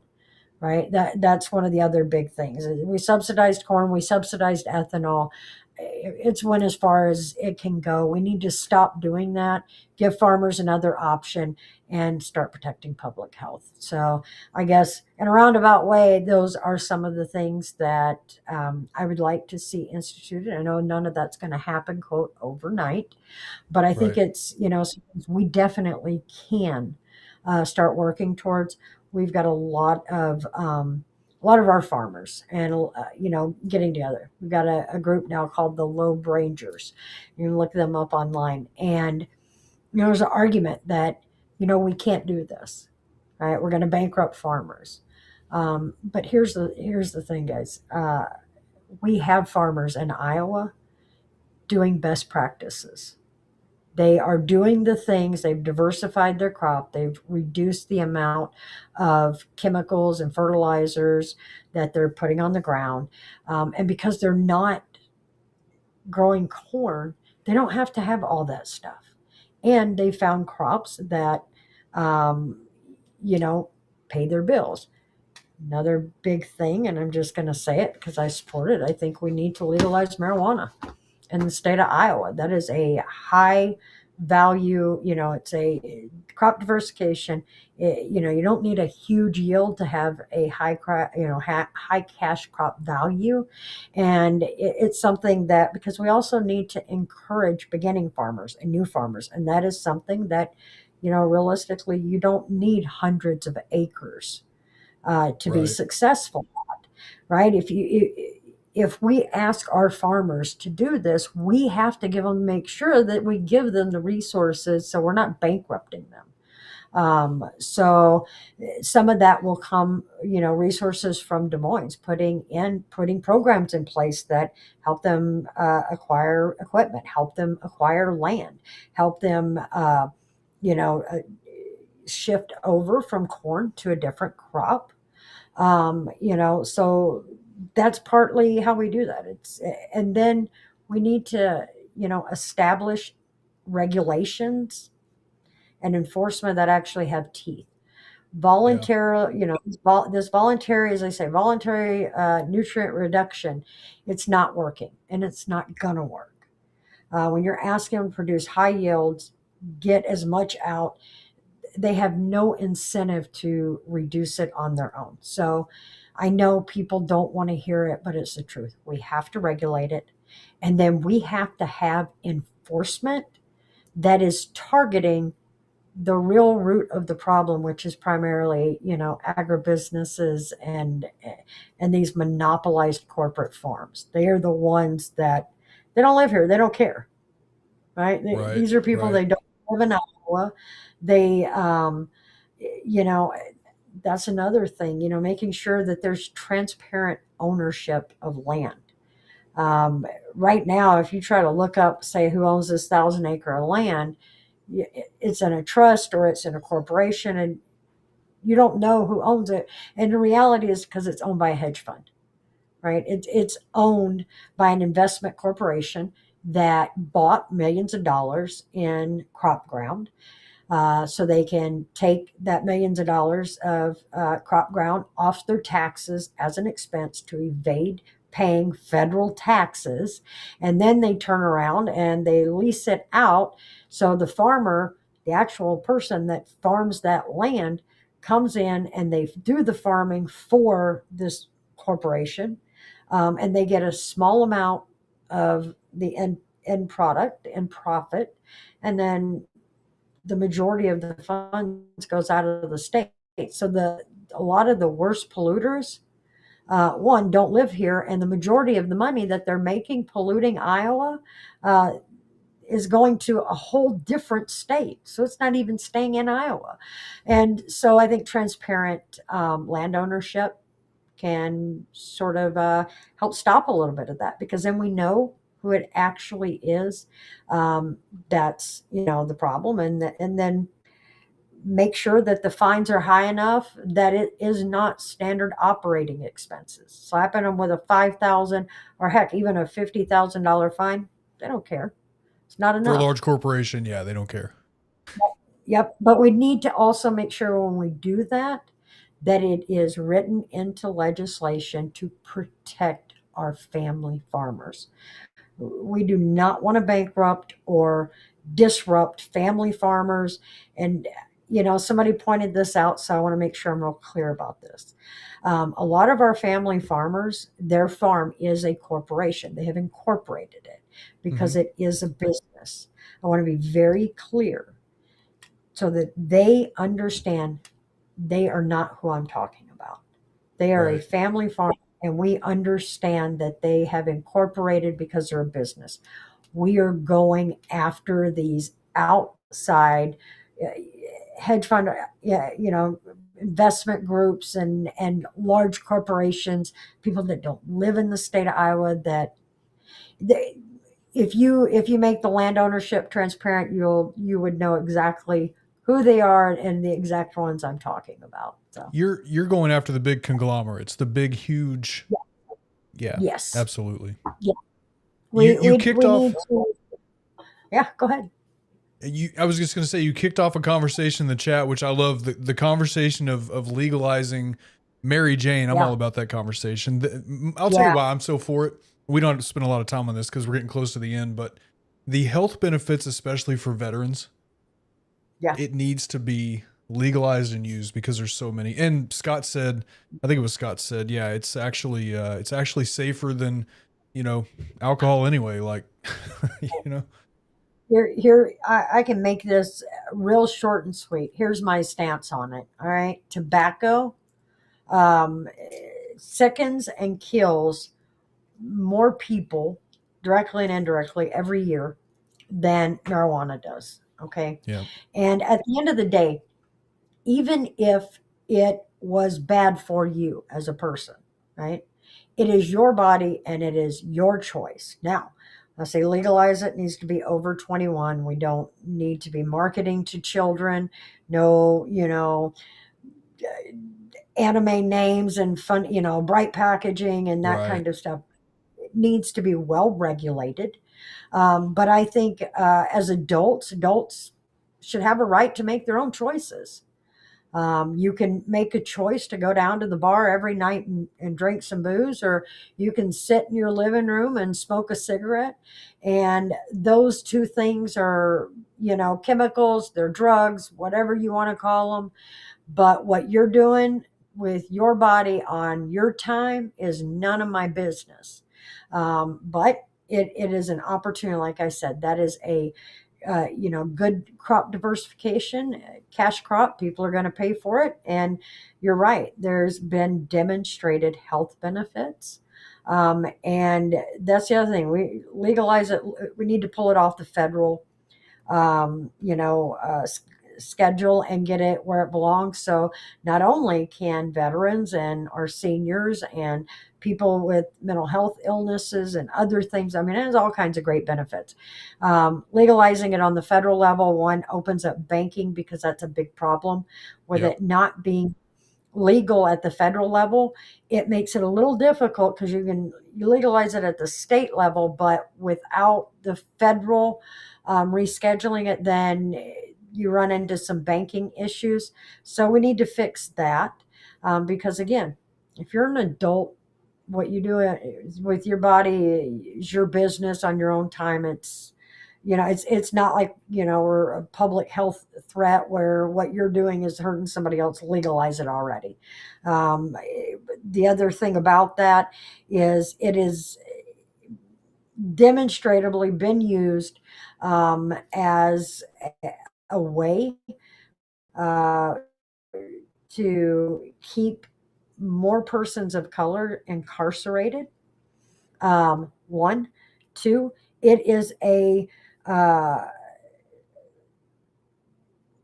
drug. It is something that prosecutors and states, and really it is, again, goes back to private corporations that own the prison systems, right? Yeah. They're incentivized for people to be prosecuted, right? It will save taxpayer money because prosecutors are not going to be prosecuting all of these, pink tickets. I got caught with a ounce of weed or whatever. Like it's not for me, but I think we need to legalize it all the way down. We need to let all those people out of jail. And honestly, that just we're in this big whole narco terrorist and right. So let's take a little bit more of the business from south of the border, right? If it's legal here, we have no need to have it smuggled in from other countries. Right. I'm going to push back on That's all. something you said. I'm going to push back on you real quick. Joking around, Okay. obviously.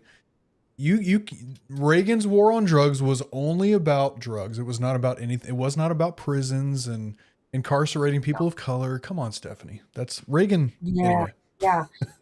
The war on drugs has been an abject failure, and the people absolutely. of the United States have been the one that have, once again, as we always do, pay the cost for a war. And look how many billions of dollars have been sunk into something that ultimately you're not helping people. Legalize it. I believe that we need to start moving away from criminalization across the board and start moving into, at the very least, harm reduction.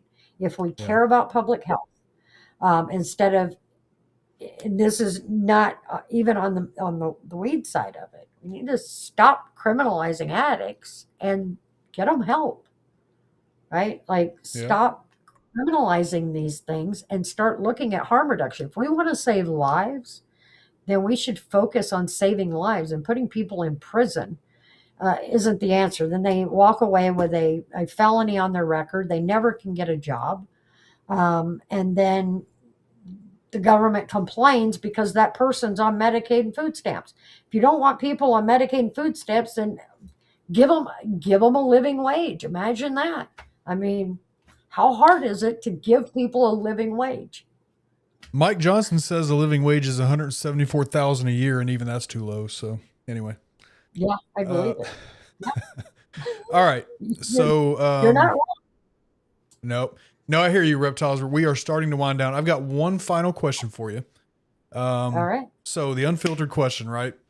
State Right. legislatures all over the country, the federal government, Congress, the House of Representatives, Senate, full of politicians who campaigned on helping working families and, doing all these great things. And then once they get to the House or to the Senate, they fall in line with party leadership and corporate lobbyists and all that, right? So when you get to Des Moines and that political machine pressures you to fall in line and just do what leadership says, what is your answer to that? What is your promise to working class families in Iowa that you'll never sell them out like that?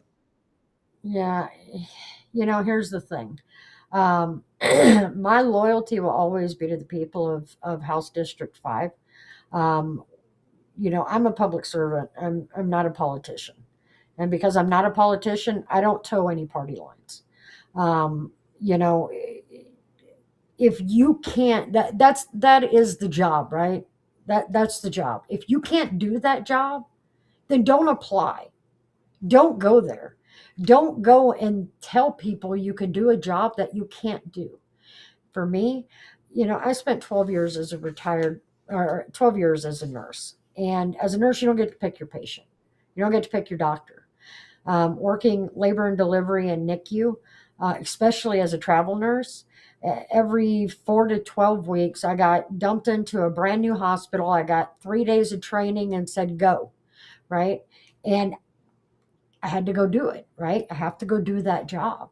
But how I did that job was by knowing what the job was. I had to push back against doctors. I would have to, educate patients, because not everybody has that, comes in with that same level of understanding. You have to take the time. For me, I am endorsed by the Oath of Office. Check that out. It's a really great organization. I'm part of the Oath Network. And what we hope to do is to bring transparency and accountability back to public office. I think the Oath Network software is amazing. So to keep me honest and to try to help keep other people honest, even if they don't want to be, we are enlisting the help of the nation to get on board with the Oath Network. And if you are somebody who works in government, help upload bills that your elected officials are going to be voting on. If you've got city council members and there's an agenda, help get the agenda put up there. And that way, every person in that area, so if you're covered under that city council, you will be able to see what's about to come at the next, the next meeting, what they are going to be voting on.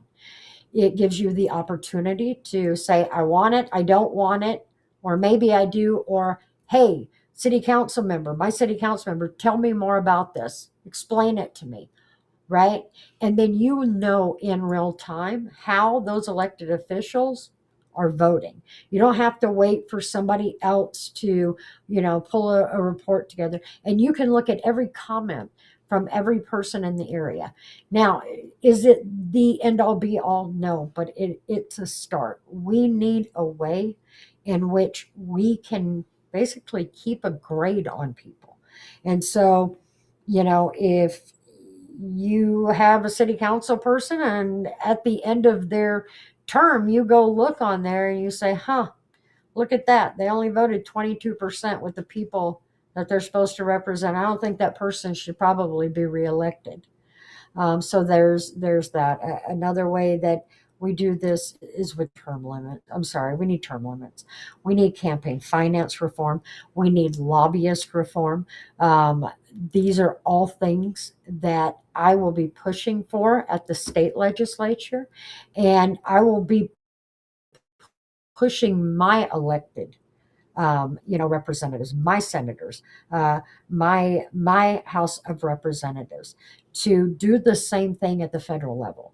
In my perfect world, here's what happens. Number one, we go to a state/federal campaign funding source. Essentially, if you want to contribute to campaigns, it goes to one spot. If you want to run for office, great. Everybody gets the same dollar amount out of that fund. And we need to take the politics out of our government. Leave politics with politics and governance for governance. And how do we do that? Like I said, in a perfect world, you get to elect the person as the person. When I introduce myself, and anybody that goes all the way back to this, I didn't start your program and say, hi, everybody, I'm the Democrat candidate, because I don't tell people that, because it's not important and it's not who I am. It is the ticket that I'm running on, because unfortunately that is the system I have to be inside of to get elected, right? I personally think we should be electing people based on people.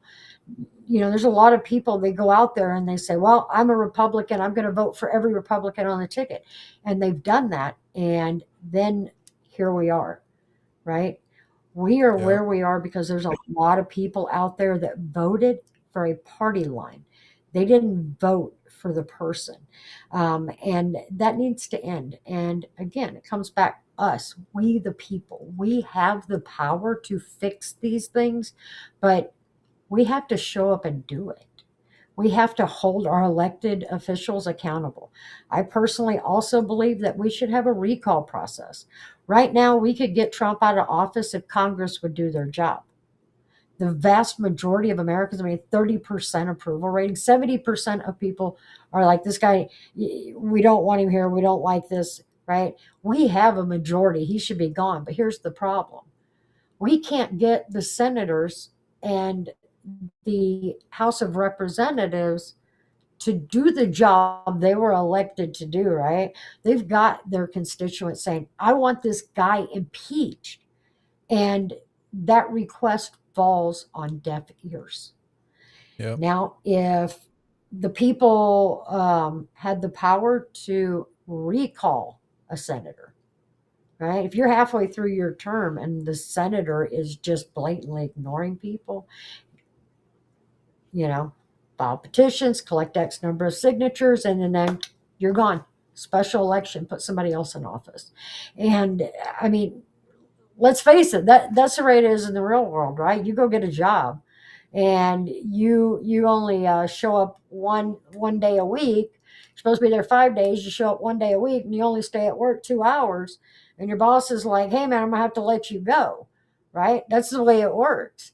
You don't get to go, well, you hired me for the job, so you're just gonna have to suck it up and deal with however I show up.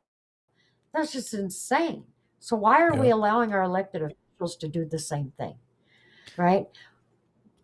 So I guess there's my opinions on that. I would love to push policy for that. It's something that I would push for in Des Moines. And again, here in Iowa, I hear it, term limits, term limits, term limits. People want term limits and they want campaign finance reform. And yes, I denounce everything to do with APEC. I also denounce any other country being involved in any of our elections. American elections need to be for American citizens or those lawfully here that are eligible to vote. But we, the people, again, we got to show up. We have to elect better people. What I'm, as a person, as a voter, I am so sick and tired of having to vote for the lesser of two evils. Yep. Hate it. And we're in a harm reduction phase right now where we pretty much have to do that. Yeah. That's it. A lot of us are going to go to the polls and hold our nose and look the other way. We're not voting for some of the people we're voting for because we think they're going to be, good governance. We're voting for them because, they're just not as bad as the other guy.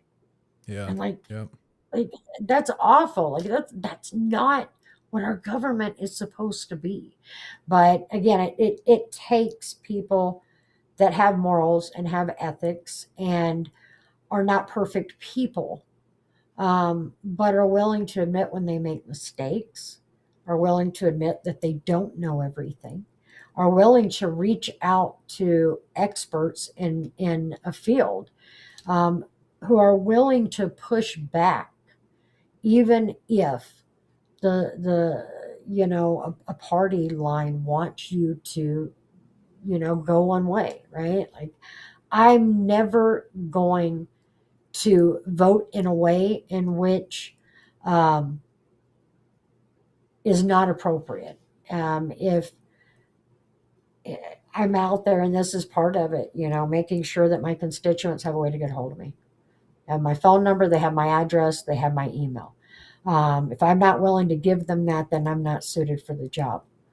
Again, you go to work, your employer knows those things, right? They need to know how to get in contact with you. Right. So constituents deserve that same respect. They are your employers, right? Yep. They have to be able to tell you how they want you to vote.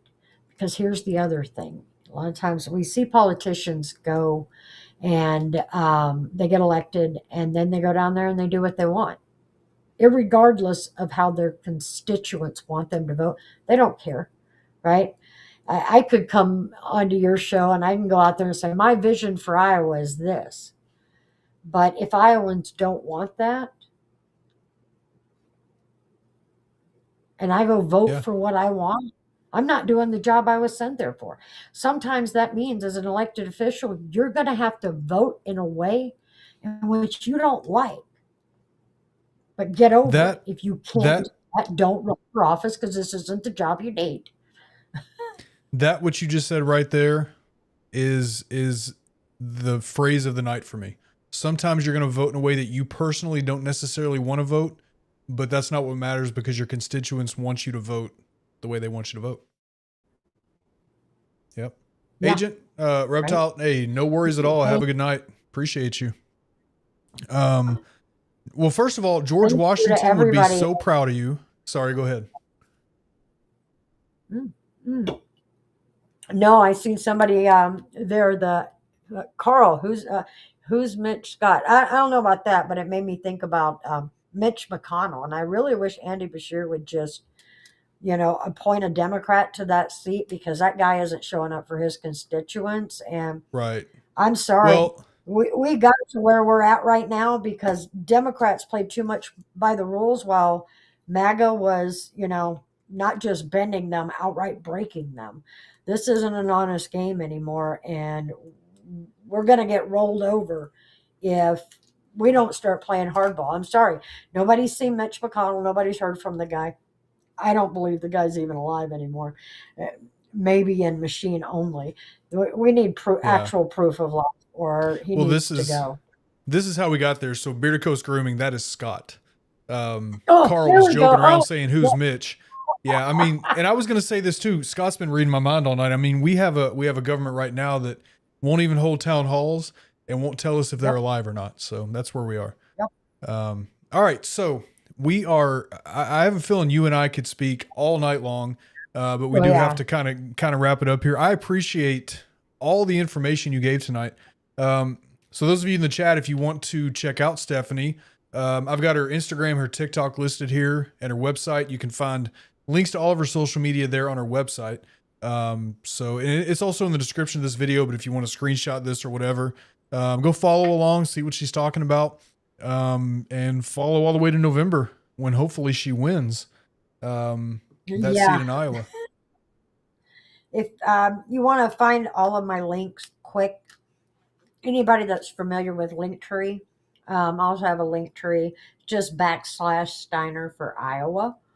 So I'll make sure that gets in the description of this video. So that way it's there. Stephanie, thanks so much for coming to hang out tonight. I have a feeling you and I could probably talk for like 4 or 5, 6 hours. It's been a great conversation, and I love all the questions coming in, and real people with just real thoughts. And we need that. We really do.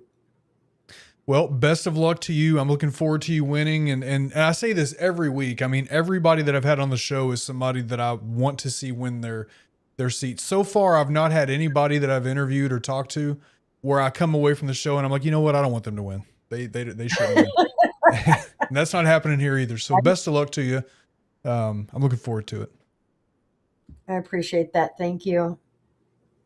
All right. Well, thanks for taking the time. And again, good luck to you. And if I can do anything for you in the meantime, let me know, but have a great night. Okay.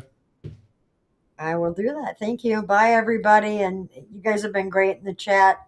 If you need anything or you have any more questions, email's on there. Email me, text me, whatever you need. I'll find you an answer if I can. There we go. Yeah. All a bunch of great people in this chat. All right. Well, Stephanie, have a good night. Thank you again. Good night. That was a fantastic conversation, and the whole water thing, like I was so curious to talk about that, and I'm going to do some more digging into that and learn more about what that is. So, all right, I'm going to give you all the option in the chat because we did kind of run over, which is totally okay. Do we want the rant tonight or not? I can always save it for next week. Y'all let me know what you want to do. If you have to run, if you got to get out of here, I can keep the rant short, but I can also hold it till next week. So let me know in the chat what you want to do. And Shane wants the rant. Okay. Shane wants the rant. Shane wants the rant. Want the rant. Okay, let's do the rant quick. And I will keep it short. I don't have this big prepared like notes and showing things tonight. It's just going to be me screaming into the microphone, right? So let's go ahead and do that. Let's do the rant. What the is this world? What have they done to us? What did they do to us? right. So again, I'll keep it short. I don't have, a lot of times you all ask me, maybe not some of you in here, but some people ask me like, how do you do this? How do you get on the internet and talk to MAGA and make these videos and research and just honestly just continue to talk to them, right? Because 9 times out of 10, 99 times out of 100, it's like, yeah, agent scream. 99 times out of 100, it's like talking to a friggin' brick wall, right? So I've got to be honest with you all. When you all ask me that question, pretty much the way that I answer that every time, I'm not going to say that I lie to you because I don't lie to you, but I just kind of say, it's okay. I enjoy it. But I want to be honest. I don't know. I don't know how I keep doing it. I get tired. And I've had a big focus this week on just debunking misinformation or educate. I don't know how many of you paid attention to my videos the last few days, but that's pretty much have been what they all are. I got a little snarky today just because I'm tired and, it does get annoying, but I don't know. It's frustrating to have to read the most basic stuff to people on the internet that could go to the same places that I go to find this information and spend, depending on the topic, spend 10 minutes, 15 minutes, an hour. There's more complex topics, may take days or weeks to really learn it. But it's frustrating to have to read some of the most basic stuff to people because they're unwilling to do it. I'm not even going to say unable because we all have the same freaking internet, right? We all have access to the same Al Gore's internet or Beyonce's internet, whoever you want to give credit to the internet for, give credit to for the internet. We have the same access, right? Once we get there, right? So it does get tiring. It does get tiring. And especially on social media, online, they ask the most mind-blowing, simplistic, basic stuff, right? How do tariffs work? Or not even necessarily asking how do tariffs work, but just making some... Are anybody's kids watching? Some of them make the most outlandish, dumbass statements and claims in the stuff they're talking about that it's like, how do you think this way, right? And some of them are genuine. Like some of these people that say some of the stuff they say, a lot of you saw the whole back and forth with what's his name? Dingleberry, Chucky Beef Pile. Like, I think he's actually, oh man, I'm going to have to jump in. If you're talking about who I'm talking about, Chucky Beef Pile, I'm going to have to jump in on my, my burner account because he blocked me because I schooled him so much. But people like him, right? Like, he legit believes the stuff he says. Like, I think he's being genuine. He's not just trolling. And that's the frustrating ones, right? The ones that genuinely believe this crap they say, right? So here's the thing, right? The ones that are super genuine are frustrating as hell, right? Some of them are just trolling and rage baiting, and typically I can tell who's just trolling and rage baiting, but some of these people are genuine about the stuff that they believe, right? All right, so a lot of times we make jokes about like, if MAGA could read, they would be pissed. If MAGA could read, they would be absolutely upset. He'll always be Dingleberry to you. Now, I couldn't think of his name, so Dingleberry popped into mind.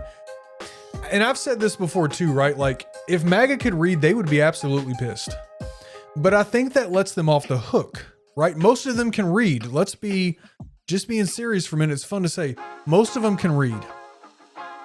The thing is, they choose not to. And they choose to be ignorant when all of the information is right there, right? Now look, I'm not going to demonize people. Exactly, Shane. They can read, they choose not to. I'm not going to demonize people who are just ignorant, right? Being ignorant is not a bad thing. Ignorance, there's a lot of things that I don't know anything about. There are things that I'm ignorant about, right? So the ignorance itself is not a problem. Now, if you're ignorant about it, maybe don't fucking talk about it, but ignorance is okay. It's the willful ignorance that's the problem. It's choosing to remain ignorant, choosing to remain just blatantly dumb about the topic that you're talking about. And we see it all over, right? And I don't know if these people think that like Google charges per search or if Google charges by the minute. I don't know. Like, I fully understand there's a cost to get to the internet. You're paying for your phone, you're paying for your internet service. But once you get there, Google does not charge you by the search. You don't have a limited amount of searches. Google's not saying, okay, you've searched 10 things today, you're done, right? Unlimited. And what really bugs me about even that topic, right? You see people saying, well, Google is biased, Google is liberal, you can't trust. I actually saw one of those today. You can't trust Google.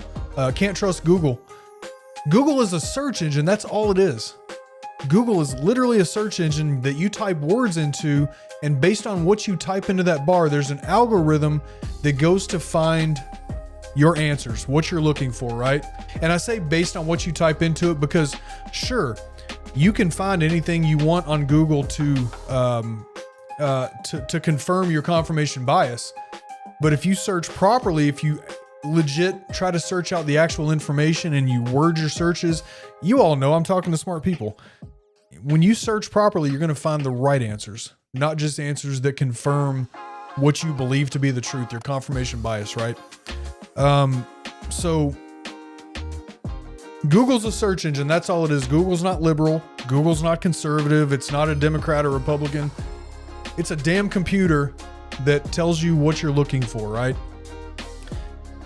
And here's the truth of it, right? This is what movements like MAGA, the Heritage Foundation, people that want Project 2025 to be 100% implemented, and I'll go even further, Nazis, Hitler, back in those days, these types of movements and these types of people, the willful ignorance and the lack of education is what they count on. And that's where it's fun to say, you know, if MAGA could read, they would be pissed. I don't understand how anybody could be happy to be so willfully ignorant and unwilling to learn things that they just let things happen the way they're happening right now, and they don't want to research, they don't want to look at truth, they don't want to look at facts. It drives me absolutely crazy. And I know that I'm a friggin' nerd. I read a lot, I research a lot. There's times when I'm sitting here, right here, this is where I work, my day job, I'm sitting right here, and I've got a YouTube video playing in the background as I'm working, or I've got a article up on a reader and I'm letting it read to me. I'm reading and researching stuff all the freaking time, partly because I'm a nerd, partly because I just like to learn things. My wife and I, when we watch, Netflix or whatever, usually we're watching documentaries or something based on fact, right? There's a few shows that we like to watch that are fiction, but for the most part, like, we just have this constant need to learn and understand things better. And I don't understand how an entire movement like MAGA can just be okay with not wanting to learn things, right? And I say that, but also understand that if they were to actually willingly learn the things that we're telling them, that's scary to them, because then they're giving up their identity they've built around this orange, damn geriatric, damn fascist. I'm trying to choose my words carefully. I don't want to curse too much. But they've built their identity around this guy, and that's a scary thing to have to possibly see information that could prove that they're on the wrong side of history. Yeah, Scott, it's a cult for sure. Listen, look, we live in a society where mostly, I say mostly because it's not all, but we live in a society where mostly white men, ranging in age from, whatever, even some cases 16, but I'll say 18 through, up into the boomer generation, that they worship a man like Donald Trump because he justifies the hate that they have. He solidifies the hate that they have for people. And that's another reason they don't want to research and learn things, because they don't need to in their mind, right? The way that they think and feel is the truth. They don't need to actually learn anything more. So they stay willfully ignorant. And that's pretty much my rant tonight. I will never actually stop making these videos and trying to combat misinformation and show factual information. I won't stop because I think it's important. But there are some days where I am so damn tired that I just get a little snarky in videos, and you know, I'm more likely to tell somebody to go F themselves than to teach them. You all would be, I should do some blooper or highlight reels at some point. There are so many times where I'll make a video and I'll either cut something out or I'll refilm it or whatever, because I'm like, you know, that's not really how I want to do this video. I can make blooper reels out of the shit that I don't post that doesn't make the final cut in a video. I could literally make full videos of just that stuff. Anyway, so that's my rant. That's where we are.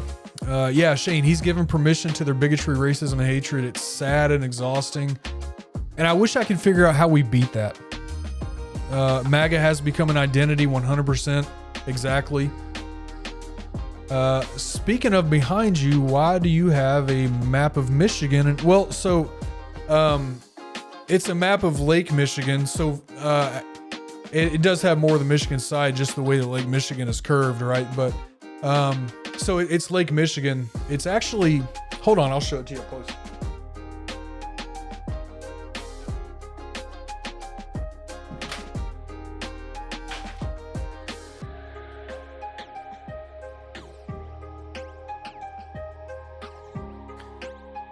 I'll have to put it back on my wall now, but it's actually an up close, it's wooden, right? I think you can see that okay.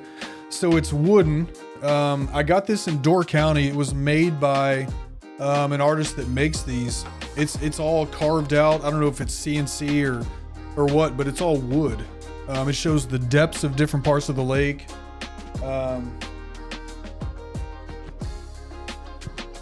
So yeah, it's a map of Lake Michigan. Of course, Michigan's the bigger side of that because of the curve, but I got this in Door County. I don't know, 2 or 3 years ago. It's my favorite thing that I have hanging in here. I love this thing. So yeah, but it does have more Michigan just because of the lake and the way it's shaped. So, and where it's laid out. So it's not a map of Michigan there, Carl. It's a map of Lake Michigan. Yeah. Yeah, I love it. I love this thing. Yeah. Yeah, man. All right, so let's wrap up for the night. We went way over, which is completely cool. I love the conversation we had. Will they make a Lake America one? There probably is some MAGA woodcarver out there that will. Don't give them any ideas. All right, y'all. Well, listen, we're getting to the end. We are at the end here, so I'm going to wrap up. We've been 2 hours and y'all are still hanging out. I appreciate you all so much. Again, like I say every week, you all could have been doing anything else tonight and you chose to come hang out here. I appreciate you all so much for being here every Tuesday, for the support on the other platforms also, of course. And again, I am starting to post actual uploaded videos. So if you go hit the bell so that you'll know when a video does come out, if you would be so kind as to go help me get those, get the watch time on those and hit the thumbs up and, leave comments, whatever. Of course, absolutely no pressure. Everybody's busy, but I am starting to post some uploaded videos also. So I'll be doing that. My plan is like once a week, but that's happening also. So if you ring the bell, you'll know when that happens. We'll be back next week. Again, every Tuesday, 9 p.m. Eastern. Hit that bell for reminders. And that's where I'm going to leave it tonight. So listen, as always, I probably will forever end my show like this. Go try to find some way this week to make somebody's day better, make their week better, because you never know how that act of kindness will change somebody's day, could possibly change their life.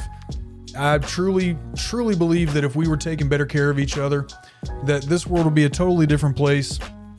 So find some way that we can do that this week. If that opportunity presents itself, make sure you take it. Take care of yourselves, take care of each other. Much love to all of you. We'll see you next week. Have a good one.